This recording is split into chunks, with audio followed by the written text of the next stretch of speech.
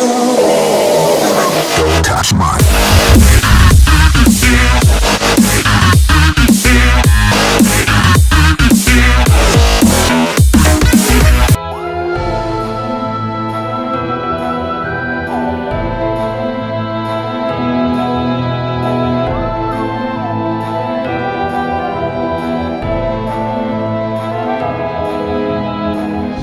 So welcome to part B of this week's episode of Whoscussion. I just want to clear up something there. I kind of read the definition a bit wrong on today's episode of Scherzo. It is actually minuets, which is a movement in music. So one of the meanings still sticks, and that meaning is it's to do with music. And we'll explain how that correlates to the story very shortly. Harriet Skelly, do you want to introduce us to the story? Yep, but before we move into that, I just noticed we've been calling this section Part B when this is based on Season 26, Part B. I didn't even think of that. That's amazing. Oh, man. Season 26B. Wow. So, yes, moving into Scherzo, which is is also an Italian word that means to joke. Well, this episode is definitely the antithesis of a joke. This episode is really weird. just bear that in mind when you're listening to it. Just remember that it's really weird, and you'll be okay with that. Absolutely. All right, take us down Scherzo Lane. So it starts off with the doctor narrating a story. Mm-hmm. It appears to be Rassilon's story, which is interesting. I'm not sure how that fits in exactly. I guess it's just because it's the beginning of this divergent universe that we're going to go with. So they land, and the TARDIS starts to be basically disintegrated because it's not having a good time with not being in time. This is true.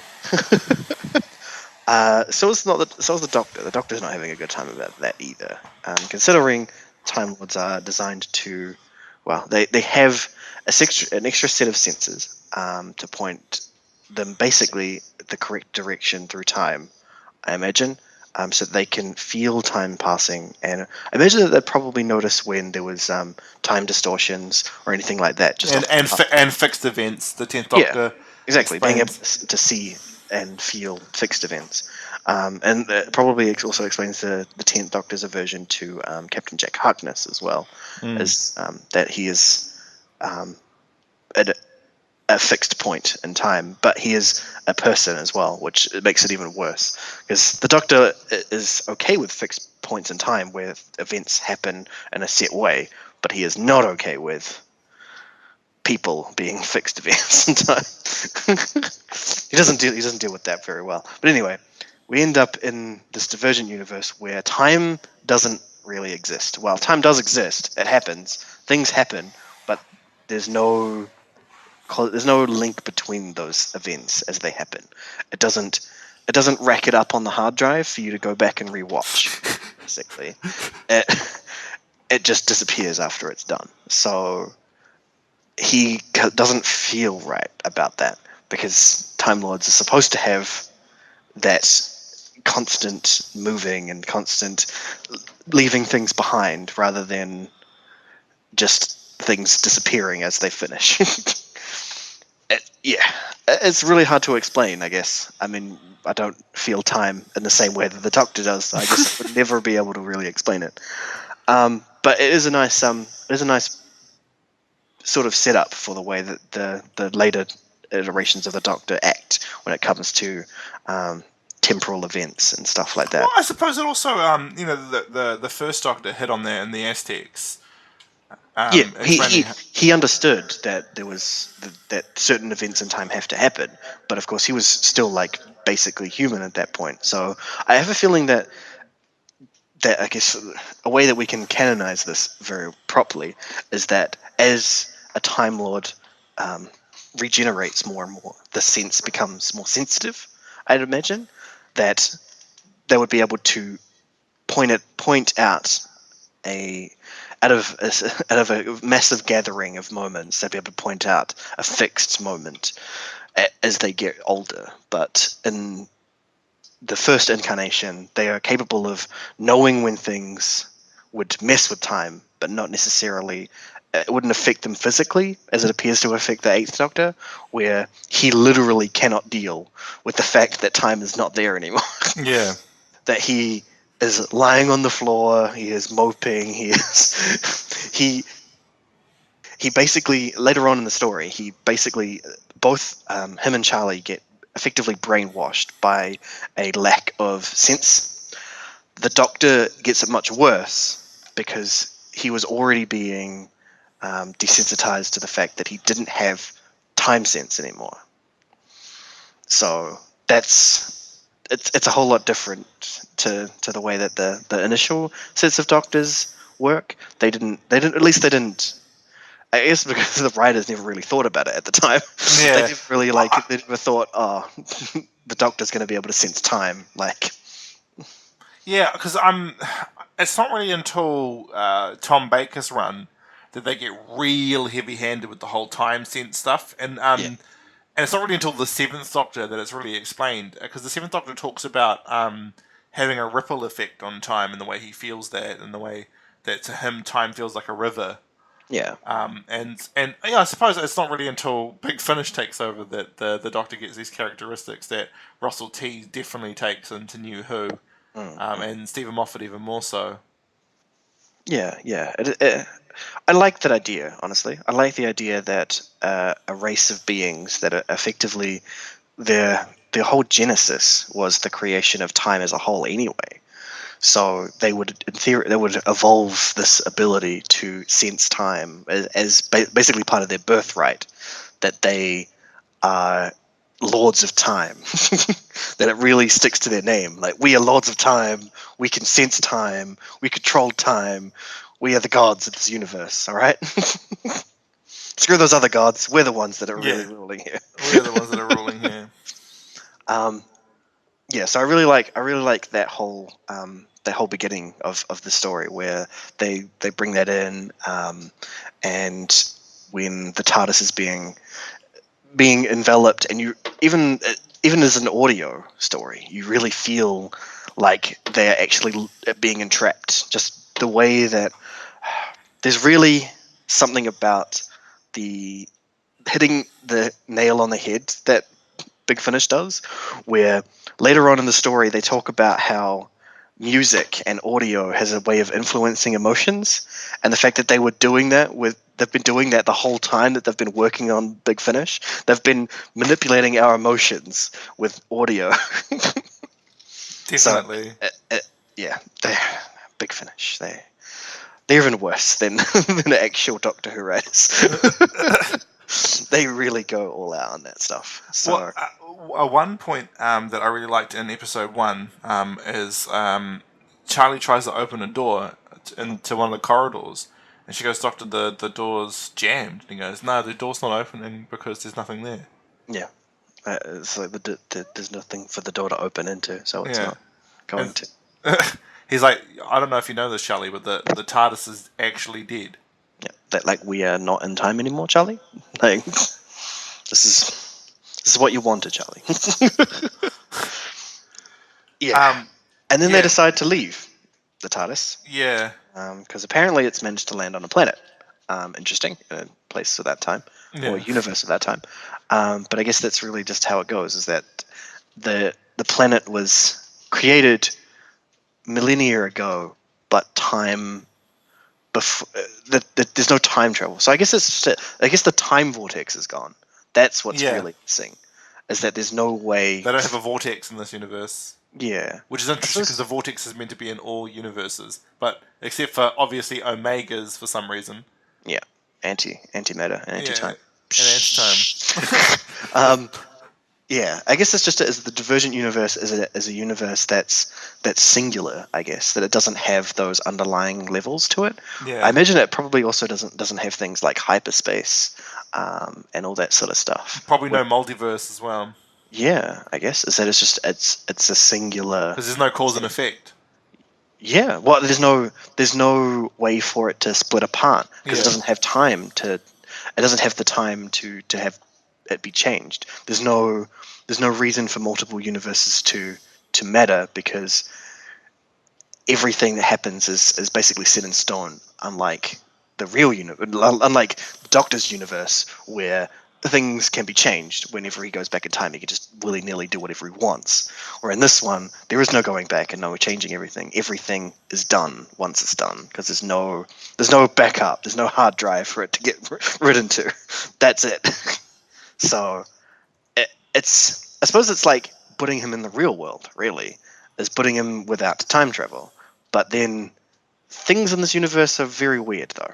At least immediately we notice that things are very weird. Yeah, this universe is strange. It's almost like it reminds me of sort of Neverland slash Zagreus, where the Zagreus entity was creating this fantastical environment within inside the TARDIS, which the TARDIS was using to heal and or become Zagreus, Yeah. and the anti-time universe feels like the actuality of that bizarreness. It's very surreal. It's almost like a dreamscape.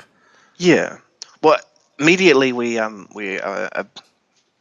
basically given this image of pure whiteness, sort of like the first light of being born sort of deal, where they just start walking into this light. They just keep walking in a straight line, trying to basically find anything that they can. And then they realize eventually that, well, I suppose before that they meet a weird amoeba organism. That's weird. Yeah, This is they Charlie trips over something because she's blind at this point because of the white light. Apparently, which doesn't it affect seems the to be- Doctor. This doesn't seem to affect the Doctor, but I guess the Doctor is capable of seeing things a little bit more clearly a lot of the time. Well, I think it does actually affect the Doctor mostly, not as much as Charlie, as she's like basically blinded by it. Where the Doctor's he notices it but doesn't like care as much, I guess. Yeah, and he also advises Charlie that it's not actually painful. Your brain just doesn't know what it is, so it's telling Yeah. you it's pain. Yeah, which is the big thing about this is that because of the universe that they're in, where it's or even I don't know if it's the universe or if it's this place that they're currently in, where their senses are being dulled because there's nothing for them to do. Basically, Yeah. there's no sight, or the only sight they see is the bright white light. There's no sound. There's no real air around them. There's something that's mimicking oxygen for them, but it's not like real, as Yeah, per se. because Just things like where they are, apparently, it gives them the things they need to be alive. yeah, But it's emulation of those things because it's just telling their body that's what they're receiving. yeah. And then later on, that that ability sort of wanes on them, and they realize, or Charlie in particular, realizes that she'd been walking for months. And she becomes so overly tired and hungry, and because the basically it was emulating feeling normal. It was stripping away the senses of feeling hungry and feeling tired and all that stuff, where it just left her feeling normal, even though she'd been walking for weeks, Yeah. not eating, not drinking, just yeah. What's It- interesting it- is for her, because her brain doesn't know how to understand time in this universe. For her, it felt like it'd been half an hour without the Doctor talking, but the Doctor hadn't been talking to her for 2.5 months. yeah, And she's like, "What the hell?" And he's like, "Yes, because you can't. You have no sense of time." And she's like, "Well, then how the hell do you know how long we've been doing this?" And he goes, "The 'Cause reason I I've haven't been- been talking to you it's because is I've been counting my heartbeats. that's so messed up." I was like, "This is so crazy." The anti-time universe, like, far out. I can't wait for Big Finish to get animated because holy crap, this is just gonna melt people's minds. Yeah, I don't think they can ever really animate this one. Yeah, Scherzo, and my favorite Ace Doctor story, with Charlie, is coming up very soon. And when you listen to that, there is no way in hell they can animate this one. Not at all. Well, So this is it's definitely go and listen. This is another one of those ones you really need to listen to understand. To be honest, you don't even need to have listened to the previous stories. They talk about it and they kind of explain what happened in the previous stories, but you don't need to have listened to anything. This one is a really good entry point. It's the beginning of a new story arc as well, Yep. so it's a good starting point. I definitely agree with Harry Skelly. Go ahead and listen to this one. It is so unbelievably intense, and they're doing it all with sound. Yep. Make sure not to have your headset on max, because in episode 3 you'll hate yourself. Oh yeah, things get really, really loud with Yeah, with the super sound. loud. Super That's loud. really it's really funny that it really amuses me that in an audio show they decide to have an audio monster. Yeah. Just it's really funny. It's like it, I guess I really hate to make this connection with Idiot's Lantern, where the bad guy is the television. Oh man, Idiot's Lantern. Do you know how long that episode wasn't backed up on my cloud for? For the longest time. For the longest time. That, the stupid one For with the the drawing, Yeah, it's just and Love and Monsters. David Tennant's first season has some real big stinkers, man. At least it's not as bad as my one. But hey, shh. Okay, we'll get to that soon. But it's really hard not to spoil this one. And yeah, because there's a lot of things in this that just don't make sense, but then make sense right at the end. Yeah. So if we talk about any of them, you'll lose it. So you really need to listen to this one, but just take it from us as part of this review, basically, that this is a fantastic story. There's some real fantastic elements to it that just blow your mind, and as always, the Eighth Doctor and Charlie's voice acting is fantastic. Oh my god, India Fisher outdoes herself in this story. She is absolute gold this whole story. I'm not, belittling Paul McGann's performance, but Charlie steals this, man. Yeah, she really does. In this one. There's a moment, I mean, it's not a spoiler because in the previous story, we already had this moment where Charlie says, "I said I loved you." And the Doctor says, "I only said that so that you would try to live." Yeah. And I like that because, as Harry Skelly knows, I hate the Doctor being in love with a human. It doesn't make any sense. We're under-evolved. We're apes. It doesn't make any sense. But I love it with Charlie because India Fisher, the way she plays Charlie's not... She's not an airhead, but... What am I trying to say here? Charlie is very strong-willed, but she kind of lives in a fantasy. Yeah, I think that's it. Well, the thing is, like, she's from a time where none of this would make sense at all to her, at all, ever. None of it. Simply nothing of the Doctor's life would make sense to her. So I do believe that the only way that she's managed to cope is by living in a fantasy world where this stuff does make sense to her. Yeah. Like, that's the only way that she's managed to cope. But it makes her so strong-willed and so inside of it Such an amazing character. Yeah, that you could just she's in Doctor Who Legacy now as well as a playable character. Like the tiniest little push for your brain for you to just imagine her as just being a Time Lord. Like you just didn't even need that much of a push for you just to think that Charlie is actually just a Time Lord, and that's fine. So everything would be fine for them to just live happily ever after. Live happily ever after. But Scherzo Scherzo paints this picture that it shows the Doctor's breaking that for Charlie. He's breaking the illusion, this fantasy they've been living in. The Doctor's pulling away from that, and he goes, "You need to understand, you're just a human." Yeah, and that we're gonna die. Yeah, he's like he's trying desperately to get her to get to terms with the fact that she is a human being. Yeah, and the fact that her sneaking aboard the TARDIS on his death mission is she's gonna die. Yeah, he's just like, I literally killed myself for you to live. Insert Zagreus here, by the way, people. I literally committed suicide to bring you back into existence, and now you're here to die. Yeah, Well done. Good job. So I don't want to ruin what the monster is, because when it's revealed what the monster is, that's messed up. Just know that it's a monster made of time, of sound, of sound, and that's why the story is called Scherzo, because essentially the monster is essentially a sentient musical note.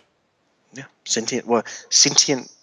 It's really weird the way that it works. Honestly, I think that's something that we can talk about without going too in depth. The way that this entity works, and then okay, as I was talking about before, the narration of the Eighth Doctor is giving at the beginning of every story, it sounds like it's Rassilon's story, which means he's a polygamist, by the way.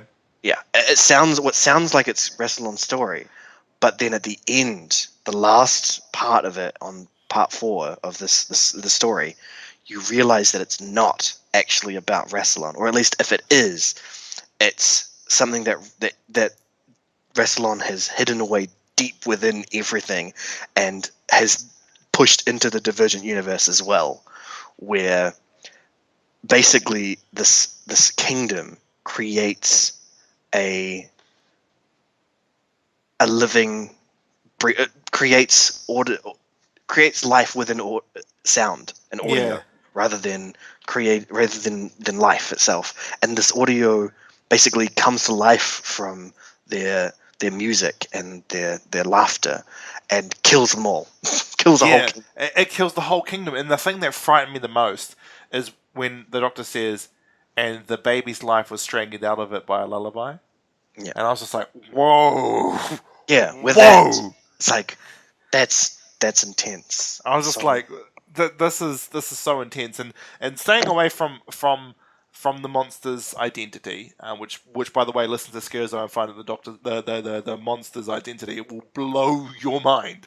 Yeah. But just the idea that it's this living creature of sound, that has the ability to keep one alive, to be able to amplify sound. It's very strange. But I think for me the biggest moment, for me that feels like a spoiler though. There is a moment where the Doctor realizes what they're in, and I won't spoil what that is. But when you hear that, for me it was literally breathtaking for me. I was aghast when this happened, for lack of a better term, when the Doctor finds out what Charlie and him are in. And Charlie has been eating this. Well, it started off as Harriet Scully said earlier. It was an amoeba originally, but it starts to constantly evolve every time they see it, and so every time they see this creature, it's more and more and more involved until it starts to look like Homo erectus, so our ancestors. It's just so bizarre, and they've been cutting it with something that definitely harkens back to what I said earlier. It's a was it a brooch? Is that what it was? Yeah, a brooch that the Doctor had been using to cut this monster up and gut it, and so that they can eat it. Essentially, they've been eating raw, crazy dead body for ages.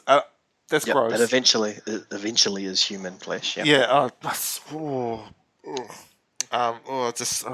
And they've been doing it for so long that they got used to it as well, and they actually enjoyed the taste after a while. And I'm just like, man, they're so desensitized that they've just fallen in love, and only Charlie can taste it because the Doctor's actually lost the ability to taste.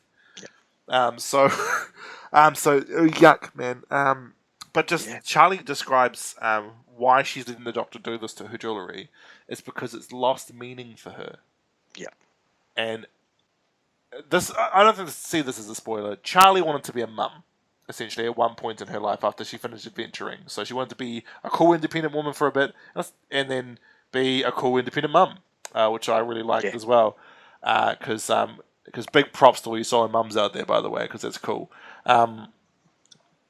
But Charlie realized through how the Doctors explain what this universe is, that she's never going to be able to be a mother, because the man she wanted to be with only said "I love you" because he was going to say that, and also she's now in a universe where she'll die. Yeah. So And the also, one, she absolutely could not have had a doctor with a baby with the doctor. Sorry, not a doctor with the baby. and then David Campbell turns up and goes, "Well, I got Susan pregnant." But I guess it's a different situation, though, really, isn't it? oh, because Is she that would be the incubator, whereas yeah? yeah, I suppose you're right. Yeah, I don't see the doctors being able to get Charlie pregnant. Yeah, I imagine like the Time Lord physiology would be able to, for a female, she'd be able to correct whatever happened with his genes. But I don't imagine that Charlie would be able to. Yeah, Charlie's human body been trying to figure out what to do with the Time Lord sperm, eh? Yeah, they'll be Yeah. like, what? And then the doctor's like, in the non-canon book Lungbarrow, we're woven into existence. How does that make sense? But Well, you're not even canon, so get out of here. get out of here, Lungbarrow, and take the Seventh Doctor with you. But I am canon, not your version. You're not. Go. So Charlie's basically has become desensitized to the entire situation as well, and so she goes through this whole moment as a person, understanding that A, she's probably more than likely going to die, being in this universe, and B, she really, really wasn't after having a man in her life, but when she chose to have one, he turns out to be this crazy alien that doesn't love human people. And Yep. So shut up, 10th Doctor, you Well, bastard. doesn't love shit. Actually, Yeah, doesn't love anything. he doesn't give a single fuck about anything. That is a To true the point fact. where he absolutely killed his own race. All right, Yeah. he did it. He did it. Oh yeah, my leader turns out to be a giant asshole in Zagreus. I'm gonna hold the biggest grudge and blow up my planet. So yeah. So That's it. He comes back from the Divergent Universe and destroys it. Bam. There you go. There you go.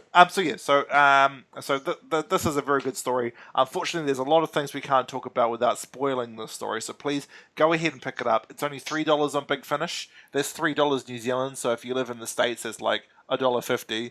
It's extremely inexpensive. It's a very good story, and it's a great jump in entry point for the Eighth Doctor's run on Big Finish. Simply because it's the beginning of a new arc. They explain stuff from the previous arc. And you don't really need season 1.